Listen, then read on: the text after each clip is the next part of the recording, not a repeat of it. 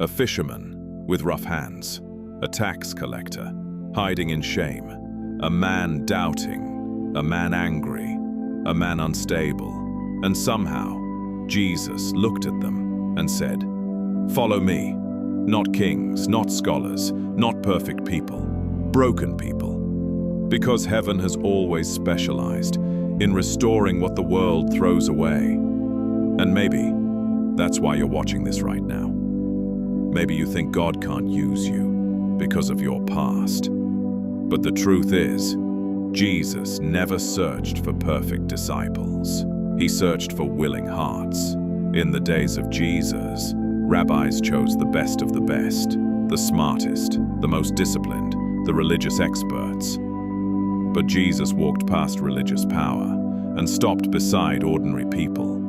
A fisherman named Peter, a rejected tax collector named Matthew, men with tempers, men with fears, men who constantly failed. And this wasn't accidental, because God wasn't building a religion based on human perfection. He was building a kingdom powered by grace. Peter spoke too fast. Thomas doubted too much. James and John wanted revenge. Matthew worked for Rome and was hated by society. Yet Jesus called them anyway. Why? Because God sees what people can become, not just what they currently are. The world labels people by failure, but Jesus speaks to destiny. Peter is one of the greatest examples. Loud, emotional, impulsive. One moment, he's walking on water. The next moment, he's sinking in fear. One moment he declares, "You are the Messiah." Then later, he denies even knowing Jesus. 3 times. Imagine the shame. Imagine hearing the rooster crow. Imagine realizing you failed Jesus at the moment he needed you most. Most people would quit after that. But Jesus didn't reject Peter.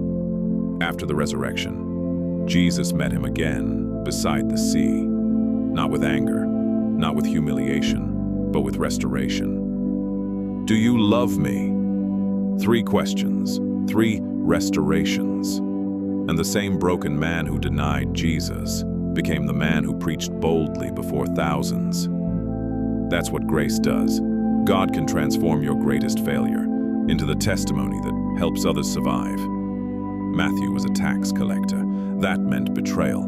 His own people saw him as corrupt, unclean, unworthy.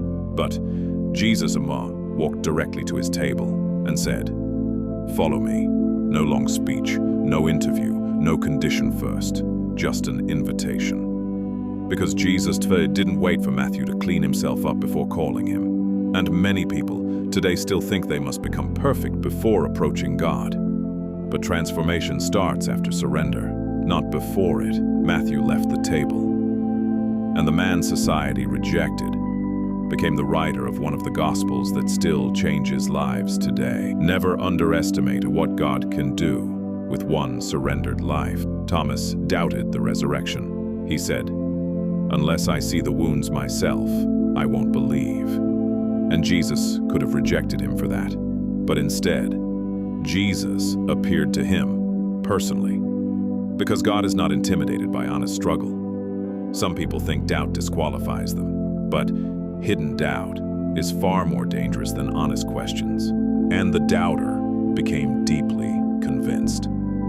Because an encounter with Jesus changes everything. This story isn't only about the disciples. It's about you. Some people believe God only uses polished people. People with clean histories, perfect discipline, perfect confidence, perfect faith.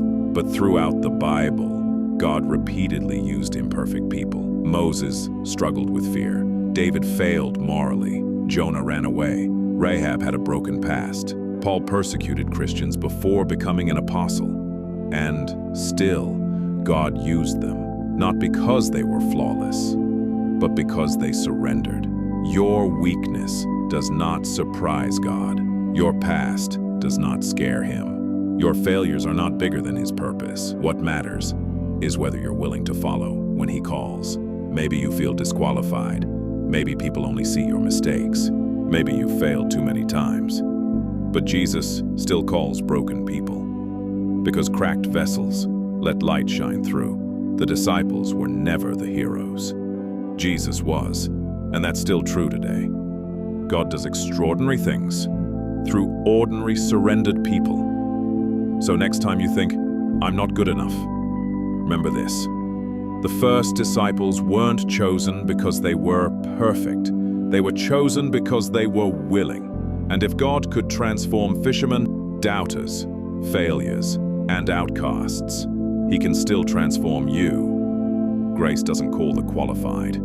It qualifies the called.